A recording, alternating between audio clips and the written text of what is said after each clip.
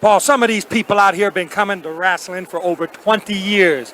The same city, the same seat, and they know wrestling. They know good, hard wrestling, fighting, and they know who the best man is at all times. And there are wrestlers people remember fondly. And then there is Bruiser Brody. He was not just terrifying in the ring. He was genuinely, historically, dangerously terrifying. WWE legends have said it out loud. He was impossible to control, impossible to predict, and for some, impossible to survive a match with intact. The name Bruiser Brody still sends a chill through anyone who was there. If you have just clicked on this video, you already know the legend. But today, we are going inside the stories. The ones from the men who actually faced him. Ric Flair, Lex Luger, Harley Race, Dick Slater, Dutch Mantell, Tony Atlas. These are the voices that will take you through what it truly meant to step into a ring or a locker room with Bruiser Brody. And if this video is hitting right for you already, go ahead and give it some hype using the hype feature right now. It helps this channel grow and tells us you want more stories like this one, because here is the truth. This is not just a story about a tough man. It is a story about fear, real fear, the kind that made champions freeze, the kind that made promoters helpless, the kind that turned a standard wrestling show into a nightmare no one could stop. How can one man scare champions, rookies, and even the people running the business at the same time? That is exactly what we are about to show you. Bruiser Brody was born Frank Goodish. By the time the world knew him under that name, he had already built something that very few wrestlers in history could claim. He had power that went beyond size. He stood 6'8". He weighed around 300 pounds, but the numbers alone do not tell you why people were afraid of him. Plenty of big men have walked through wrestling locker rooms without creating the kind of dread that Brody did. The difference was in what he was willing to do, and more importantly, in what he was willing to stop doing. During the territorial era, promoters held most of the cards. They controlled bookings, they controlled pay, they decided who won and who lost. Wrestlers who wanted to work had to play along. Brody refused to play along. He would not sign long-term exclusive contracts with major organizations. He did not need a championship belt to draw a crowd. He drew crowds because people believed he was dangerous, and he made sure they kept believing it by being dangerous for real. His entire career was built on one unbreakable idea: protect the character, protect the credibility, protect the money. And if anyone tried to interfere with any of those three things, they would feel it, in the ring, in the locker room, or both. That idea made him a legend. It also made him one of the most terrifying men in the history of the business. Dick Slater was one of the few people who could genuinely call Brody a close friend. They tagged together, they traveled together, they understood each other. And even Slater, a man who was no soft touch himself, made it absolutely clear what Brody was. In Slater's own words, dangerous, very dangerous. Brody had a way to intimidate people. That is not a throwaway line from someone who did not know the man. That is a description from his closest ally in the business. And it carries weight because of who Slater was. Slater also explained what Brody was after every single time he stepped through the ropes. You have got to make somebody believe. That was the mission. That was the standard. If the people watching did not believe what they were seeing was real, then the whole thing fell apart. Brody refused to let it fall apart. He enforced reality through physical contact that left no room for doubt. Stiff punches, hard knees. His King Kong knee drop landing with a weight that nobody who received it ever forgot. The crowd believed because Brody gave them no choice. But here is where it gets darker. Within the locker room, that same philosophy became a weapon pointed at the people he worked with. Slater was direct about this too. Not too many people knew how to work with him. If he did not like you, he just hurt you. He abandoned the script. He stopped cooperating. And he started hitting for real. That was not a rumor. That was confirmed repeatedly by the men who were there. Working with Brody was not just physically demanding. It was genuinely risky. Because at any point, without warning, the cooperation could end. This is what made him so different from other tough men in wrestling. Most hard workers in that era had a code. You work stiff, but you protect your opponent. You do your job. Brody's code was different. His code was, I protect my character. I protect my draw. If you get in the way of that, you do not get protected. That philosophy made him almost impossible to manage. And it spread fear through every locker room he entered. Harley Race understood Brody as well as anyone. Race was an 8-time NWA World Heavyweight Champion. He was one of the most respected men in the business. Tough, legitimate, experienced. Race had a nuanced view of Brody that gets overlooked in most tellings. Yes, Brody was dangerous. Yes, Brody bullied people. But Race made a key observation. If an opponent had the genuine physical credentials and the courage to stand up to Brody directly, Brody would back off. He would not risk a real fight against someone who could genuinely hurt him back. What that tells you is important. Brody was not mindlessly violent. He was strategically violent. He targeted the people who could not fight back. The green workers, the smaller talents, the ones who needed the job and could not afford to stand up to him. He bullied weaker talent to keep his aura alive, but he respected legitimate toughness when he saw it. That makes the fear even more specific. If you were new, if you were inexperienced, if you did not have the credentials to push back, Brody knew it, and you would know he knew it. The sense of unpredictability ran through everything he did. You could not predict his mood. You could not predict whether he would cooperate. You could not predict what would tip him into deciding that tonight was not the night he was going to do his job. That uncertainty is its own kind of terror. Even seasoned professionals felt it. Ric Flair, a man who wrestled virtually everyone who mattered in the sport, said it plainly. There is nobody in either company except for Kurt Angle who could wrestle Bruiser Brody for Bruiser Brody. Nobody in the business who could handle that, especially in Tokyo, and Hansen too. Think about what that means coming from Flair. He's placing Brody in a category alongside Kurt Angle, an Olympic gold medalist in freestyle wrestling, someone with genuine, documented, elite-level physical ability. Flair is saying that to truly manage Brody in a ring, you needed that level of authentic athletic legitimacy. Everyone else was just hoping it went okay. Flair worked with Brody in NWA territories across St. Louis and Kansas City. He worked with him in Japan. The Japan tours were their own kind of ordeal. Brody frequently teamed with Stan Hansen over there. Hansen was another giant, another brawler, another man who operated at the absolute edge of what was safe to be inside a ring with. Together, Brody and Hansen created matches that felt less like professional exhibitions and more like genuine survival tests. Japanese and American opponents alike were simply trying to get through the match in one piece. The atmosphere was not about entertainment, it was about endurance. Flair described the experience of working those tours as a physical ordeal. That word matters. Not a challenge, not demanding, an ordeal. Something you had to survive. And this was Ric Flair talking. A man who wrestled 60-minute Broadway matches on a regular basis. A man with a chest full of championship reigns and a brain built for professional wrestling. Even he found Brody an ordeal. The connection between Brody's in-ring behavior and his distrust of promoters is essential to understanding the full picture. He did not cooperate in the ring because he genuinely did not trust the system around him. Promoters, in his view, were economic exploiters. They wanted to use his name, his draw, his ability to fill arenas, and then pay him as little as they could get away with. He'd seen what happened to wrestlers who trusted promoters blindly. He was not going to be one of them. So he built his own protection. His protection was his credibility. If the audience believed he was dangerous, he was dangerous. If he was dangerous, promoters needed him. If they needed him, they could not afford to pay him poorly without consequences. And if they tried to force him to lose in a way that damaged his drawing power, he had a very direct way of expressing his disapproval. He simply stopped working, mid-match, without warning. And whatever happened after that was no longer his problem. That was the system Brody built. And it worked for him, financially, for years. But it created a locker room that lived in a permanent state of anxiety. Because if it could happen to someone else, it could happen to you. And the most famous example of that happened, the one that has passed into wrestling legend as a case study in absolute locker room panic, happened on January the 21st, 1987, in Fort Lauderdale, Florida, inside a steel cage, with Lex Luger. Luger was being pushed hard at the time. Championship Wrestling from Florida wanted him as a top star. He was young, physically impressive, and being given opportunities that plenty of veterans felt he had not earned yet. He did not have the experience that would have taught him how to read a situation. He did not carry a razor blade into matches for planned blood spots. He was, in the blunt language of the locker room, green, and on that night, he was locked inside a steel cage with Bruiser Brody. Luger went into that cage believing it was a normal main event. 2 men, a planned finish, everyone goes home. He started the match the way a young and eager performer would. He ran Brody into the steel mesh in the opening minute. He was trying to build excitement quickly. He was trying to show what he could do. But Brody was already unhappy. He was unhappy with his pay from the Florida promoters. He was unhappy with what what he saw as Luger's arrogance and lack of respect for the traditions of the business. And somewhere in those first moments, he made a decision. He stopped working. Not slowly, not gradually. He simply stopped. He stood motionless in the middle of the ring. He refused to react to Luger's offense. He stopped selling punches. He stopped throwing competitive moves. He stopped cooperating in any way at all. And he looked at Luger and said, in a voice that was absolutely clear, "This ain't gonna work." Luger had no idea what was happening. He did not know what he had done. He did not know if this was a change in plans or something worse. He stood there, locked inside a steel cage with a man who was 300 pounds, who was refusing to participate and who was looking at him with absolute calm. And then Luger noticed something that made the situation significantly worse. Here he is, Luger would later recall, with his fingers all taped up with razor blades. Let that settle for a second. Luger was inside a steel structure with no easy exit, with a man who had decided he was not going to cooperate, and that man had razor blades taped to his fingers. The fear in that moment was not performed. It was not part of the show. It was completely, genuinely real. Referee Bill Alfonso was in the cage too. He was equally confused and equally scared. Both Luger and Alfonso tried to talk to Brody. They asked him what was happening. They asked what they should do. Brody met every question with silence. He did not engage. He did not explain. He just stood there. And that silence, that absolute refusal to communicate while armed with razor blades inside a locked structure, was its own form of terror. The silence said, "I am in charge here, and you are not." Luger and Alfonso made the only decision they could make. Alfonso threw out a disqualification, giving the match a technical end that had nothing to do with the original plan. He called it after Luger shoved him to the canvas. At least that gave the whole thing a surface-level wrestling logic. The strangest part of the story comes immediately after. When the people still in the arena asked where Luger had gone, Brody asked the question calmly. Where did he go? No anger, no satisfaction, just mild curiosity. When Luger later tracked him down and asked directly whether he had done anything to personally offend him, Brody simply said no. His explanation to the Florida office was even more casual. The match just wasn't working. The Florida office chose not to discipline him. Of course they did not. They needed him. That was the entire problem. Brody's power came from the fact that he was too valuable to punish. Promoters could not afford to cut ties with him, and he knew it. So the cage match ended with no accountability, no consequences, no explanation, and Lex Luger drove back to Tampa having learned a lesson that no school of professional wrestling could have taught him. Bruiser Brody could shut down the rules of this business whenever he wanted to, and nobody could stop him. This was not an isolated incident. It was a pattern. The Florida cage match was the most famous example because of how dramatically it played out, but the behavior behind it was consistent across Brody's career. If he felt wronged, financially or personally, he acted, and his actions had no ceiling. That consistent unpredictability was what made him genuinely terrifying, not just physically, but professionally. Every promoter who booked him, every opponent who faced him, had to live with the knowledge that the match could become something completely different at any moment. By 1988, that pattern had followed Brody into a territory that had no patience for it. He had been to Puerto Rico before. He knew the environment, he knew the style, he knew the people, and that history had left marks. The World Wrestling Council in Puerto Rico was a territory built on blood, heat, and deeply personal rivalries. The wrestling there was extreme, the crowds were passionate, and the locker room politics were volatile in ways that were different from the continental United States. This was not a place where promotional authority was soft. This was a place where lines were harder, where personal grudges ran deep, and where the rules of the business were written in the island's own way. Brody arrived in July of 1988 with the same attitude he brought everywhere. He was not going to be controlled. He was not going to be told what to do by promoters he did not trust. And there was one specific person in Puerto Rico whose authority he was actively working to destroy. Jose Huertas Gonzalez wrestled as Invader number 1. He was the beloved babyface of the WWC. He was also the head booker. He held enormous power within that territory. And he had history with Brody, physical history. Dutch Mantell, who was working in Puerto Rico as both a performer and a booker, laid out the core of the problem clearly. Brody had beaten the dog out of Gonzalez during their past encounters in the ring. He had used his stiff, uncooperative style to physically humiliate the local star in front of his own audience. That kind of thing does not get forgotten. In a territory built on personal pride and loyalty, being physically humiliated by a visiting outsider left a wound that did not close. And then, Brody made it worse. He was not just a physical threat to Gonzalez, he was an economic one. Brody was in the middle of negotiating to buy into the WWC. He wanted an ownership stake, and he had made it known that if he got that stake, the first thing he was going to do was remove Gonzalez from his booking position. Brody did not like the creative direction Gonzalez was running. He wanted him gone. Think about what Gonzalez was looking at from his side. There was a man coming into his territory who had already humiliated him physically in front of his home crowd. That same man was now trying to buy enough of the company to fire him. Brody was not just an opponent. He was an existential threat to everything Gonzalez had built. Before Brody left for the island, Harley Race tried to stop him. Race knew Puerto Rico. He understood the environment and the people and what Brody's attitude was likely to provoke. He sat Brody down and delivered a warning that was as clear and direct as it could possibly be. Frank, if you go over there with this type of an attitude, you're not going to live to get off the island. That was not a figure of speech. Race meant it literally. Dick Slater also saw what was coming. He had been scheduled to travel to Puerto Rico himself the following day. He understood the environment. He understood what Brody's presence there was stirring up. Looking back, Slater described it in terms that were sad and resigned. Brody had a way to intimidate people. It was a bad place at a bad time. Those words carry a weight that is almost impossible to overstate, because Slater knew that better than almost anyone. On the afternoon of July the 16th, 1988, Dutch Mantell, Tony Atlas, and Bruiser Brody spent several hours together in a hotel lobby. They were waiting for someone to drive them to the Juan Ramon Lubriel Stadium in Bayamon, where the evening show was scheduled to take place. The conversation went on for a long time. Mantell later described it as a calm exchange, just men passing the time before a show. There was nothing in the atmosphere of that lobby to suggest what the night would bring. But backstage at the stadium, something very different was being planned. The locker room that night was packed. Local and international talent. People preparing for matches. The usual organized chaos of a wrestling show before doors open. Ric Flair was there. He had come to the island for a special appearance. He was not even sure exactly what the plan was for him. He later said he did not even know he was on the show. That is how uncoordinated the evening was. Even at the top, Flair was there, one of the most famous men in the business, and nobody had quite sorted out what role he was playing that night. At some point during the preparations, Gonzalez, co-owner Carlos Colon, and promoter Victor Quinones gathered in a corner of the locker room. They spoke quietly. They were visibly tense.